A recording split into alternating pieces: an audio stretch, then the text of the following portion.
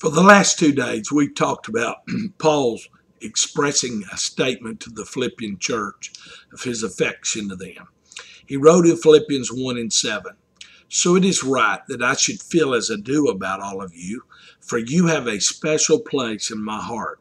You share with me the special favor of God, both in my imprisonment and in defending and confirming the truth of the good news."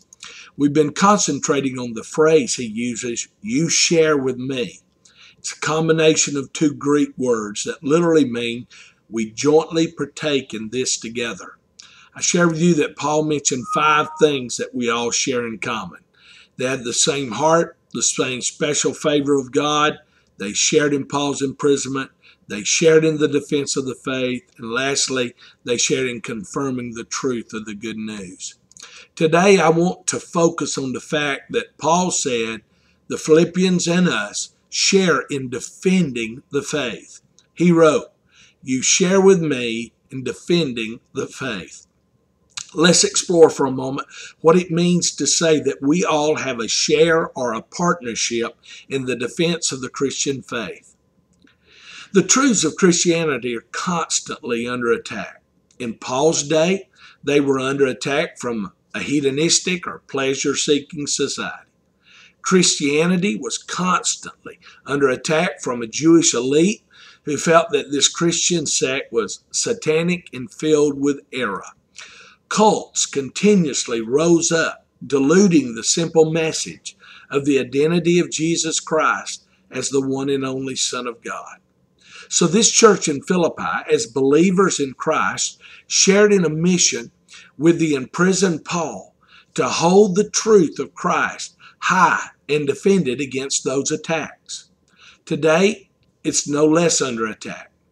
Christianity, in my opinion, has become the most discriminated against minority now in America.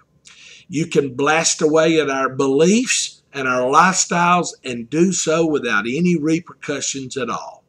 Christians can be ostracized and discriminated against without the equal protection that other groups in our society are afforded. The message of Jesus has become offensive to so many. The idea that Jesus Christ is the one and only Son of God and the only way to find eternal salvation is labeled as narrow and bigoted in our society. The scriptures are read with disdain. You can hang blasphemy on every wall in America and be protected, but you dare not hang the 10 Commandments on a bathroom stall. We as believers and the proponents of the faith are called on to defend that faith. What that means is simple. The word defend is the Greek word apologetis. It is the word that we get apologetics from. It means to give a verbal defense of the faith.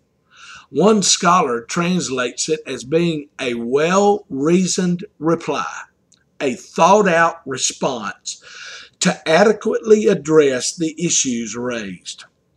It's also the word for a legal defense in a court of law. Peter wrote in 1 Peter 3:15, "If someone asks about your Christian hope, always be ready to explain it." Guys, it is incumbent upon every believer to not only know what he believes, but to know why he believes what he believes. Paul would tell Timothy in 2 Timothy 2:15, "Be a good worker, one who does not need to be ashamed and who correctly explains the word of truth." Books like Josh McDowell's More Than a Carpenter and Lee Strobel's A Case for Christ are excellent places for a believer to begin to learn how to defend his faith against attack. I taught an entire sermon series at Crosswater entitled The First Line of Defense, a defense of the Christian faith. It is available for free on our website at www.crosswaterchurch.net. It's under the sermon sections. It's also available in our bookstore at the church on CD. I encourage all believers to seek to become better at the defending the faith that we have against outside attacks. Here's a great thought for today. My faith is not a blind faith. It is built upon truth. Here's a great prayer for today. God, help me not to be intellectually lazy when it comes to learning and growing. Help me to know what I believe and why I believe. God bless you as you defend the faith.